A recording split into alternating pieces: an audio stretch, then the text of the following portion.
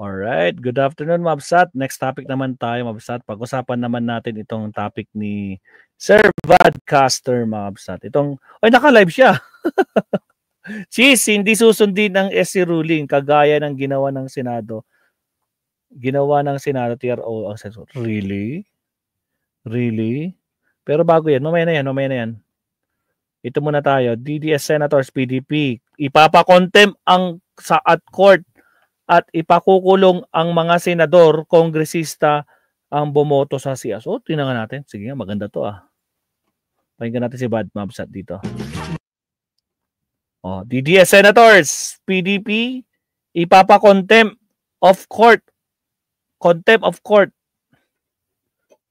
or kulong mga senador, kongresista na bumabanat sa Supreme Court. Really? Talaga? Magagalit yung Supreme Court na yung mga senador at yung mga congressman? Really? Sige, pasok. Pasok sa mga maps na. Yung issue ng very controversial Supreme Court ruling dito sa impeachment ni Vice President Sara Duterte. Ngayon, sinasabi na ng isang senator na pwede daw ipakontempt yung mga kasamahan niya na hindi susunod sa order ng Supreme Court na wag na ituloy or patayin na ang impeachment trial. Sino nagsabi yan? More than that, sinabi rin ng spokesperson ng PDP laban na si Attorney Topacio, hindi lang yan, kundi pwede kasuhan rin nila this Wednesday, sasampulin nila isang matinding kritiko ng Supreme Court. Si Badke yan. So, ganun na. Dito na nauwi, sa takutan na. Bawal na tayo magsalita. Bawal na kayo mag-criticize sa mga inboxes nyo, sa mga Facebook sites nyo, pati na ako. Pero will we allow that? Matatakpan ba tayo? Matitinag ba tayo? Matakot ba tayo dyan? Hindi. That's the reason dapat i-like nyo itong vlog, i-share nyo itong vlog. Dahil ipakita natin na kay Topacio ay hindi tayo lahat kakasya sa kulungan ng May kulungan kasi yan na Supreme Court at saka Sandigan Bayan. Nakita ko na yung kulungan ng Sandigan Bayan, ewan ko sa Supreme Court. Pero sa Supreme Court ata, siguro sa mga regular jail, siguro ikukulong yung na-declare nila o na-rule nila na violate yung or nasirang imahe ng Supreme Court dahil sa kanila and they can be cited in contempt of court. So hindi lang sa mga congressional hearings may contempt of court, pati rin dito sa Supreme Court. Sa Supreme Court, sabi nila. So eto, una, sabi ni Senator Zubiri, delikado kakasuhan talaga namin yung mga saan yung video natin? Wala yung video. Yung mga hindi Patumbas ng pagguho ng tunay na prinsipyo ng judicial review ang pagwawalang bahala sa desisyon ng Korte Suprema. Ito hindi sumusunod sa ruling or hindi nirespeto ang ruling ng Supreme Court. So panoorin nyo muna ito and thank you UNTV for this video.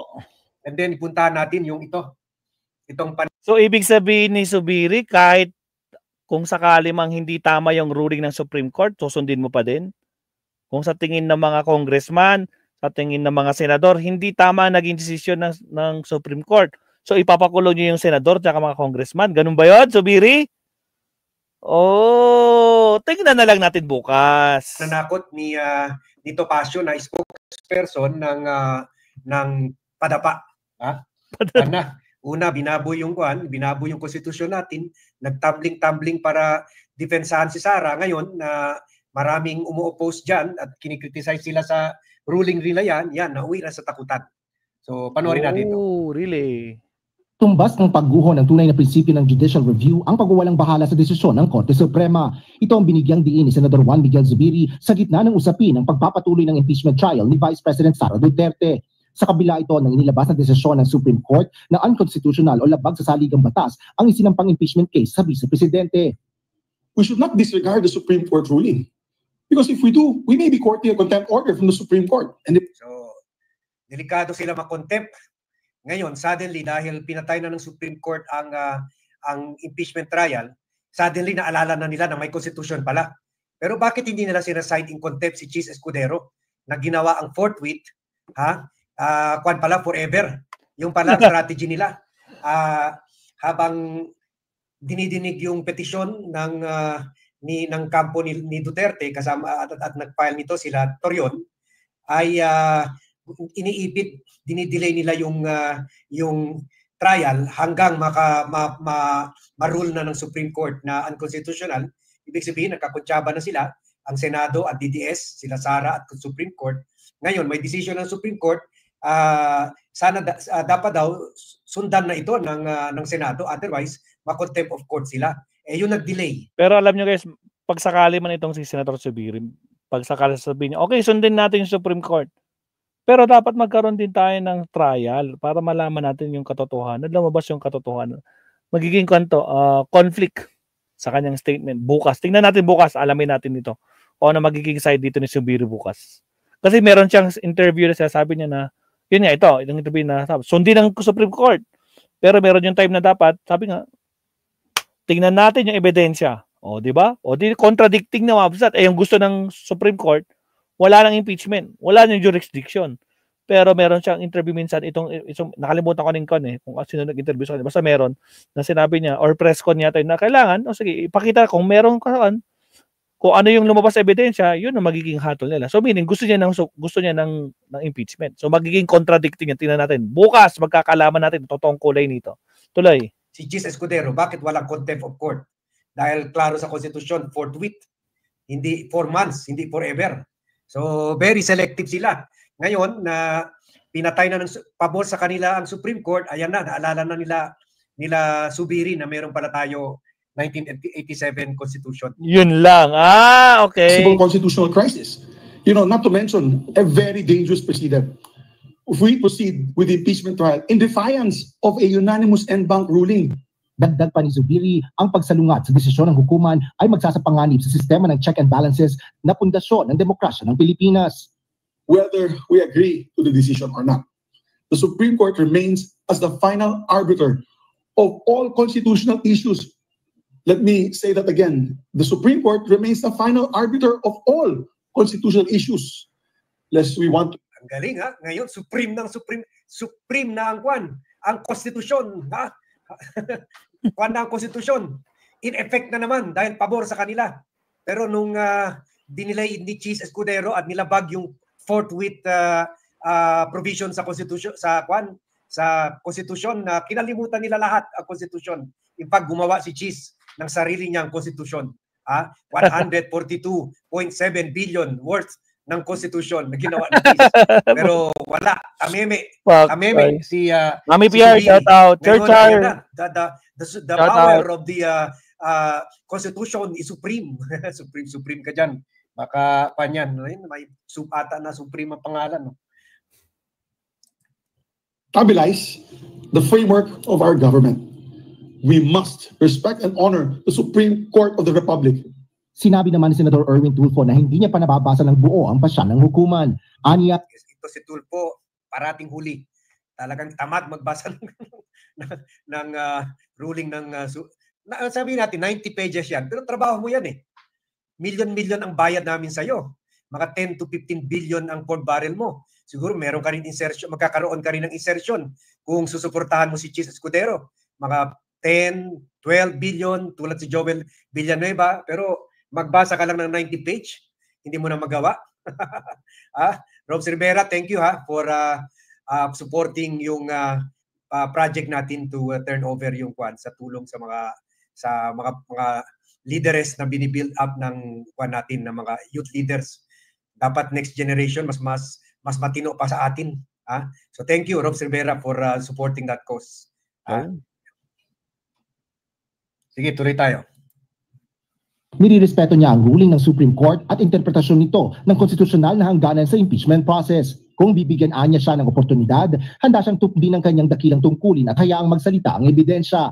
Ayon pa sa nakababatang Tulfo, aakto siya kasama ang mga kapwa-senador upang panindigan ang mandato sa kanila ng saligang batas ng may integridad at pagiging patas.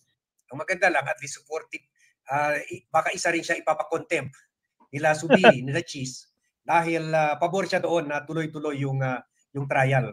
Ganon rin sila Risa Ontiveros, sila Bam Aquino, sila Kiko Pangilinan, ikukulong rin ito, ipapakontempt rin ito, pati si Congresswoman Laila De Lima at iba pang mga kongresista, kasama na yung si Percy Sendanya na very vocal for the trial to push through in spite or in deference or in without giving due course doon sa decision ng Supreme Court, ituloy nila ang trial. So, ito ba, i-contempt? Ito ba ang sinasabi ni Topacio na sasampulan nila sa Wednesday? Sige, dare ko kayo. Kami lahat na nag-iingay, kasuhan nyo. Kami lahat, hindi lang isa. Mas lalo na kasuhan nyo yung isa na yan, nasasampulin nyo, mas lalong ma-provoke nyo yung mga tao. Diba, sino ba yung congressista, senator recently sinabi, kakasuhan nila yung umuupak sa kanya? Wala nga nangyari, umatras sila kasi mas lalo dumami yung criticism doon sa tao na yun. Di ba? Tuloy tayo.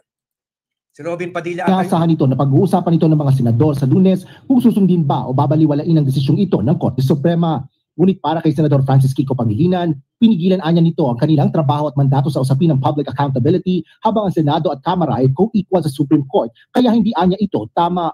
Sa kabila ng pagtutol ng ilang mga senador, may iba pa na sumang-ayon din ng pagsunod sa kataas-taasang hukuman. Kabilang na dito si Senador Panfilo Ping Lacson na naglabas na rin ng pahayag sa social media kaugnay ng posisyon nito sa SC decision. Dapat anyang respetuhin at sumunod ang Senado sa Supreme Court ruling sa kabila ng mga salungat na opinyon ng ilang legal observers. Partikular na ang interpretasyon ng Korte sa Article 11, Section 3, Paragraph 4 na ang paghahain ng verified complaint ng nasa ikatlong bahagi ng lahat ng miyembro ng House of Representatives ang itatatag ng Articles of Impeachment kasunod ng agarang paglilitis ng Senado. Binigyan din naman ni Senador Sherwin Gatchalian na ang kanyang mga aksyon ay laging batay sa patnubay ng konstitusyon. Kinikilala rin ito ang Supreme Court bilang final authority sa pagpapakahulugan ng mga legalidad sa mga naturang paglilitis. Bunsod nito, sinabi ni Senador Win na nagsalita na ang Korte Suprema at nirerespeto nito ang unanimous decision ng Korte na nagdeklara na hindi konstitusyonal ang impeachment complaint ng House. Sinundan din ni Senador Vicente Tito Soto III ang nauna nitong pahayag na pag-aaralan din niya ang payo sa kanya ng isang legal luminary na maaaring i-disregard ng Senado ang desisyon ng hukuman. Anya, bagaman hindi ito inaasahan, ay susuko ito sa judicial wisdom ng Supreme Court upang mapanatili ang sistema ng gobyerno na ang Korte Suprema ang natatanging hukom ng konstitusyonalidad ng mga aksyon ng ehekutibo at lehislatibo. May panahon anya na hindi Bumigay na rin si Tito Soto, grabe. Ang bilis magbago ng posisyon ni Tito Soto. Noon gusto niya ituloy yung trial. Ngayon sundot na tayo sa Supreme Court. Wala na. People power na lang talaga. Online power at people power na lang talaga ang last pag-asa natin, last recourse natin. Ng Korte ang isang politikal na kwestiyon, kaya ito ay isang complete climate change sa bisperas ng pagbubukas ng 20th Congress. Asher Cadapan Jr., UNTV News and Rescue. Salamat. Sayang. Gumasta ata sila dyan ng 800,000 para dyan sa mga ropes. Wala. Nasayang lang yung pera ng bayan. Hindi naman pala meron na pala silang script para patayin ang dribble muna from the House to the Senate, back to the House, and then ngayon sa Supreme Court. Ayun. Ngayon, nag-rule na yung Supreme Court, babalik na naman sa Senado at doon papatayin na nila, sabihin nila, nirespeto nila yung ruling ng Supreme Court, kaya the impeachment is dead. Wala na. Dedo na ang impeachment. At talo na nga tayo sa SC ruling, binaboy na nga SC ruling. Ngayon, tinatakot pa tayo nila Topacio. Wag daw tayo mag-criticize sa Supreme Court. Mas lalong mag-criticize tayo. Tingnan natin, 60% ng mga tao gusto matuloy yung trial. So, kung 60%, that's about, kung 120 million tayo, that's about 60 million. Sige nga, ikulong nyo nga yung 60 million. May kulungan kaya dito sa Pilipinas para makasya tayo lahat, 60 million? You must be joking. Pero sabi ni Topacio, sasampulan nila. Hindi, wala ito. Kahit 10 pa isampul nila, tuloy pa rin ang laban ng taong bayan. Sabi ni Topacio, as PDP Laban spokesperson, lahat daw ng bumabanat sa 13-0 ruling ng Supreme Court ay maari makasuhan nila for magpapile nila ng citation in contempt motion. Sabi niya, may sasampulan na kaming isang napakayabang magsalita laban sa Supreme Court ng isang petition for contempt iisa-isahin namin kayo. So, Yun! hindi naman siguro ito si Bat kasi maliit na tai lang man tayo. Baka ito ay si Risa Ontiveros, si Laila De Lima, si Ping Lacson, bumigay na rin. Si Percy Sendanya, yung dati nag-file nito, at sinabi, binakwan talaga, bad precedence ang desisyon.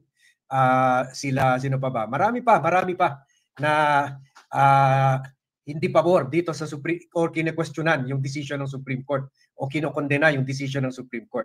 Kasama na pala sila Tito Kiko Pangilinan at si Bam Aquino. Sa dagdag pa dito, Pasio, freedom is not a license. Ang Supreme Court ay pinakamataas na hukuman ng bansa at nararapat lamang itong igalang. Yan. At desidido na daw sila na kasuhan yung isang kritiko ng Supreme Court itong Wednesday. Sige nga, tingnan nga natin kung sino yan. Kung sino yan na ipapasite in contempt nyo. At kung nag-rule ang Supreme Court may basis yung citation of contempt, makukulong. Sabi pa ni Topacio, baka akala nila nagbibiro kami. This coming Wednesday, may sasampulan na kami. Isang napakayabang magsalita sa Supreme Court ng petition for complaint.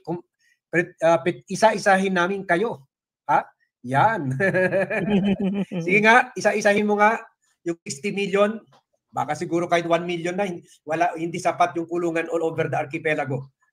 So ito ang sitwasyon na state of the nation ngayon. Tingnan natin kung kaya nila yung ikulong yung 60 million. Kasama na kayo na nagko-contempt, na nagko-comment dito. Pero tuloy lang, hindi nila kaya gawin yan. Bluff lang yan. Ang dami na nilang ibang ginagawa na bagay na wala naman sila panahon dyan. Dapat mag-concentrate na lang sila. Doon sa kaso ni Sara sa ICC kasi yun ang huling alas natin. At also ito sa plunder complaint. Hanggang ngayon na lang pala yung tenure ni DDS Ombudsman. Martires. So last day na ngayon. Tomorrow Monday, we expect to have we expect the president to announce or even baka within this day kung sino ba ang next ombudsman. Sana matino at sana unang gagawin niya, kasuhan niya si Sara ng plunder at lahat ng mga mga chihuahua nila, lahat kasuhan ng plunder dahil non-bailable yan. So yun lang po, yan lang muna update natin. Alam ko yung iba sa inyo, kakain na kasama ng pamilya nyo at ganun rin si Vat. So hindi na natin patagalan ito kasi gutom na siguro tayong lahat. Thank you very much for watching. Thank you very much for joining me in this vlog and see you in my next vlog. Salamat, Sir Bad. So, nako po mga kabsat. Oy, mga kabsat, Ardayan, VMP Romy, Mami PR, wag kayo nagko-comment dyan. Baka madamay tayo dyan. Tragis na makakuha na to, no? So, anyway, bukas mga mapsa, magkakaalaman tayo kung ano magiging decision nila dyan, no? Especially, nagbabalik na ang Senado at Kongreso sa kanilang dapat na mandato, no? Ano yung talagang dapat nilang gawin. So, sigurado dyan, magsasalita dyan si Kiko, si Bam, sinabi na, inopen niya. Magmo-motion talaga ako. At sinabi na rin ni Ping Lacson, di ba? Nagsabi niya, magmo-motion talaga siya dyan. Magmo-motion siya. Especially pagkatapos ng privilege speech ni Lacson. Yan. Sinabi niya yan sa interview. Magmo-motion talaga ako, sabi niya. So, kakalabanin niya ang Supreme Court. Ako po, Tito Soto, ikaw ba yan? So, mga kabsat, so kita-kita ulit tayo mamayang gabi, mga kabsat, no? So, kuhan muna tayo. PM snack muna tayo. Sakto, alas 3 na po. So, maraming salamat, mga kabsat, sa mga nandito. Wait lang. Natin ang ating comment section. At syempre, yung ating poll, tapusin pala natin yung poll, mga kabsat, no? May poll palang ginawa si Maestro, mga kakabsat. Tingnan natin. So, ilang votes to? Maraming salamat sa mga nag-like. 91 viewers na naiwan. Sa mga di pa nag-like dyan, like and subscribe. Duwag ba si Baste? Ang sumagot na duwag? Oo, sobrang duwag ni Baste. 70%. Pinakaduwag si Baste. 30%. O, yan o. Puro duwag. Tragis. Mahihirapan yung mga garapata kung ano yung i-vote nila dyan, di ba? O, parehas lang yan. Di ba? Sa 70% versus 19%, pinakaduwag or duwag lang? O, di ba? Alright. So, kita-kits tayo sa tayo next live stream. Maraming salamat. Mami PR, VIP Romy, Elvira G, Truwin Yeshua, sino pa man? Gracious Grace, Moto Graphics, Lynn Mariano, sino pa man nandyan? Naomi Chin, ayan, Char, nabaligtad ko. Sino pa? Ma'am Lenny, Michael Pangan, at sa lahat po, Sir Leonardo Ansag, sino pa ba? Parang wala si Sir Tony, hindi ko nakita. Ayan. At sa lahat po ng mga